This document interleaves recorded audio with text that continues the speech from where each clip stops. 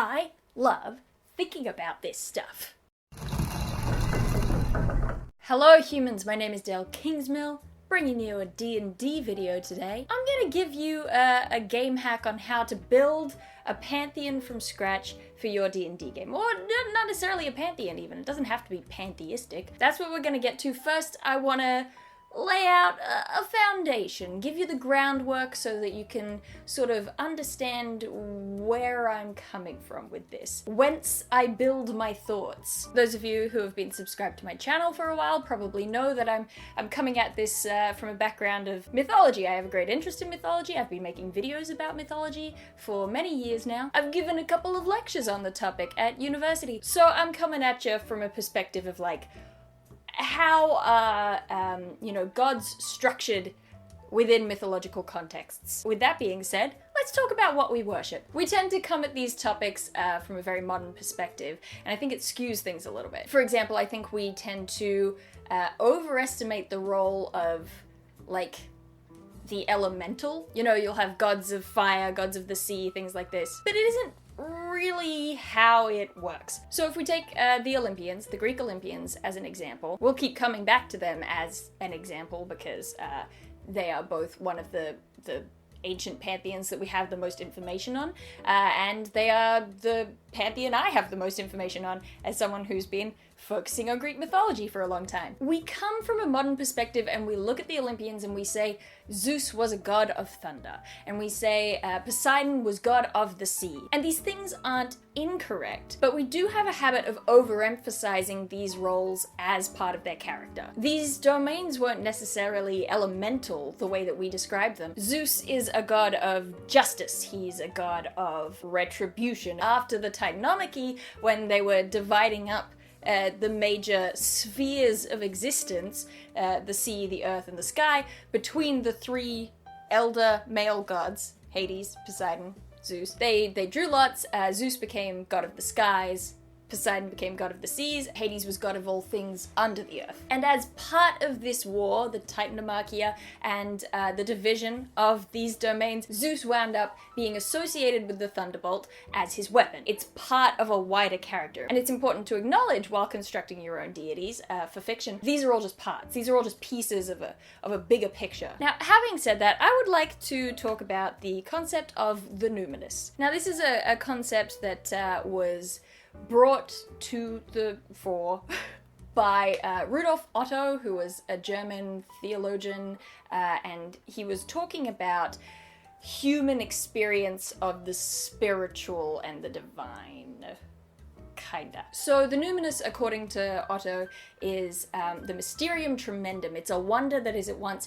terrifying and fascinating. It's anything that causes a moment of inspired awe, which makes stark the vastness of the experienced and unexperienced universe in contrast to the individual. Aldous Huxley describes it as the incompatibility between man's egotism and the divine purity, between man's self-aggravated separateness and the infinity of God. C.S. Lewis, who we all know I adore drawing on for philosophical discussions like this, he insists that it is not physically defined. It's not caused by fear of one's own fragility or mortality, as we might assume. It is rather an awareness. He describes it by saying, if you knew there was a tiger in the next room, you might know that you're in danger and therefore feel fear of the tiger.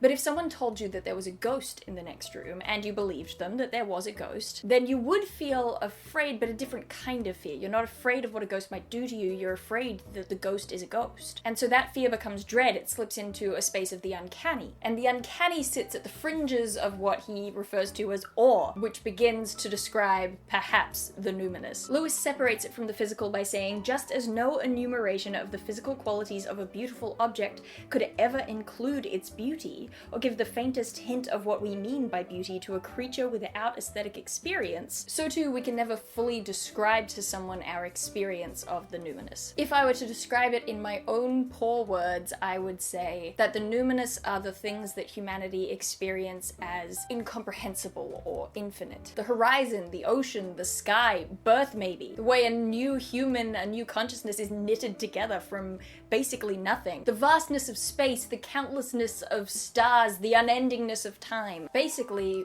witness to a raw storm, how could we not conjure a deity of thunder? These are things that when you get caught up in them, make you experience a shrinking, Lewis calls it, a sense of how small you are compared to this great, powerful, massive thing. So perhaps this is where we start to think about the development of particularly very ancient objects of worship. Worth thinking about, but don't start drafting your gods yet. We've got a lot to get through. It may be a trivial way to sum this up, but I think triviality is very useful to a Dungeons and Dragons game. The shorthand, after all, has power. In brief, I would say that there are gods of action and there are gods of virtue. Gods who will reward you for things that you do, love, fight, deceive, and there are gods who will reward you for things that you are. Beautiful, strong, clever. Now, with this in mind, it's important to recognize that people tended to worship aspects of the gods more than the gods themselves. In Sparta, they didn't worship Artemis the Virgin, Artemis Parthenis. They worshipped Artemis Igeneia,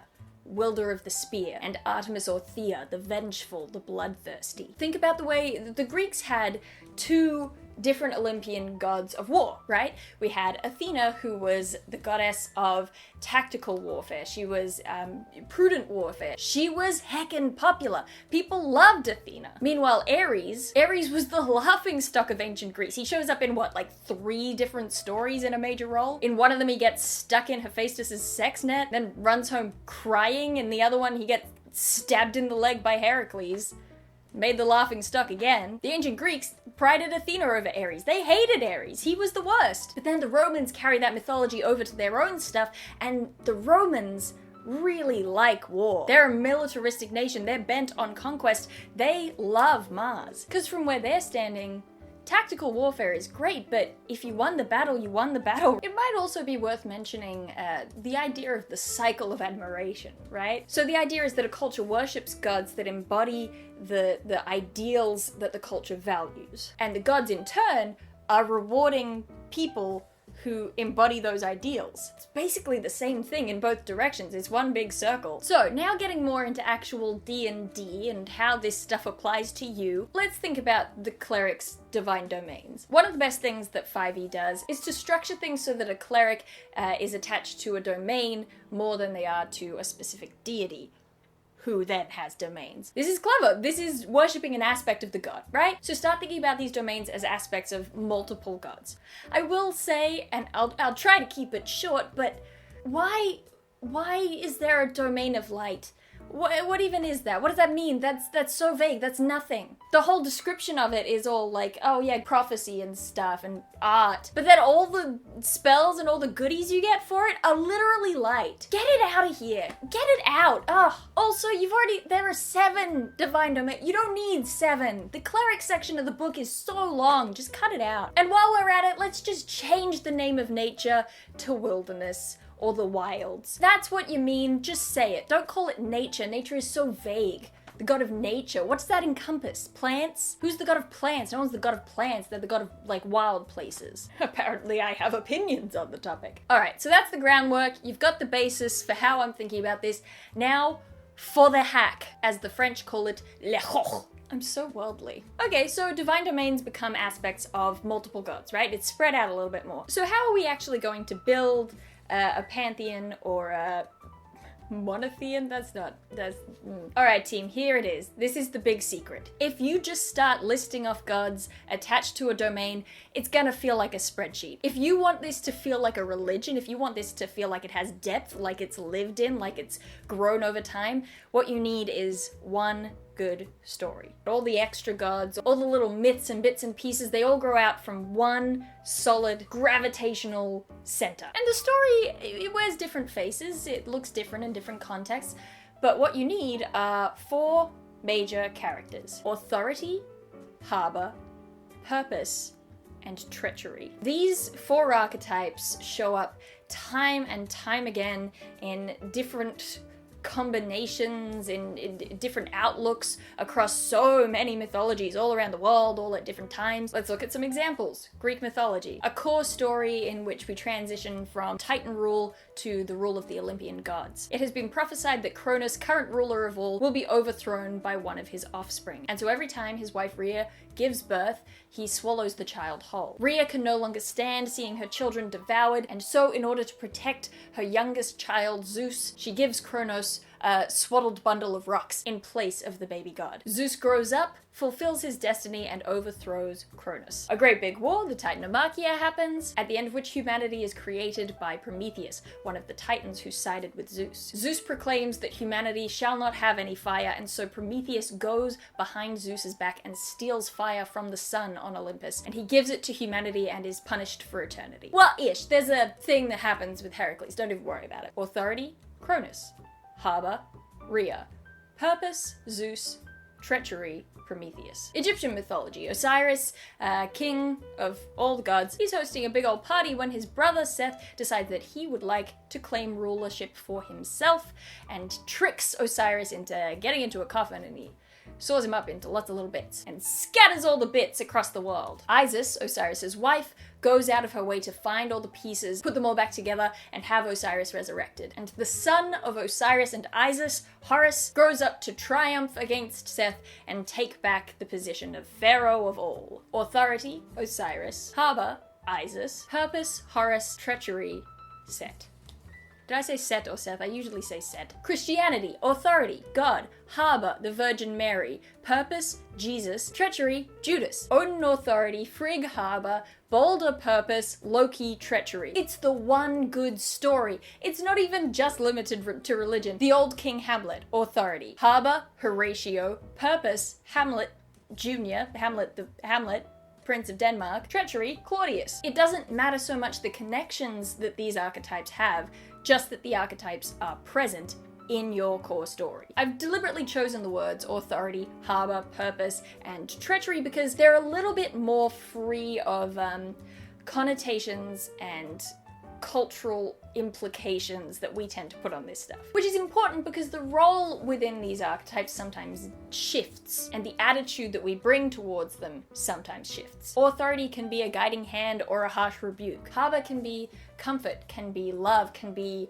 defense and protection. Is the figure of purpose a rising hero with a destiny to fulfill? Is it a tragic and inescapable fate? Or is it triumphant? Is it vengeful? Treachery is an interesting one because that does carry negative connotations, but it's difficult to get around that with this subject because this is someone who's close to the other figures. They're a sibling or a child or a spouse or a close friend of one of these other archetypes, and they do turn on them. But if you think about these examples, you've got Set, who betrays the good King Osiris, this chaotic villainous figure. Compare it to Prometheus, someone who humanity thinks of positively, because Prometheus's betrayal of Zeus was looking out for humanity. Play around with these archetypes, play around with gender, play around with who's the good guy and who's the bad guy, play around with the connections between them. Think of your version of the one good story. Give names to those gods, apply the domains where they fit. Those are the only people that your players are going to need to know about. This one story is the only story your players will need to know about the religion of your setting. And if you're having fun with it, feel free to fill in the gaps. Give those characters husbands or siblings, or fill in the gaps with later additions to the pantheon. For that, I say start with culture. Matt Colville has a brilliant video series from when he was building up capital and the culture and the deities of capital. I'll put a link to it. He goes into some really brilliant stuff there. I definitely recommend it. But this here is my zippy life hack for coming up with a pantheon that feels legit. Alright humans, hope you enjoyed the video. If you did, it's a YouTube video, all the things. Apart from that, I do believe that's it. I'm done. Email this to your grandma, and I will see you some other time. There's really nowhere to walk. My room is a terrible mess.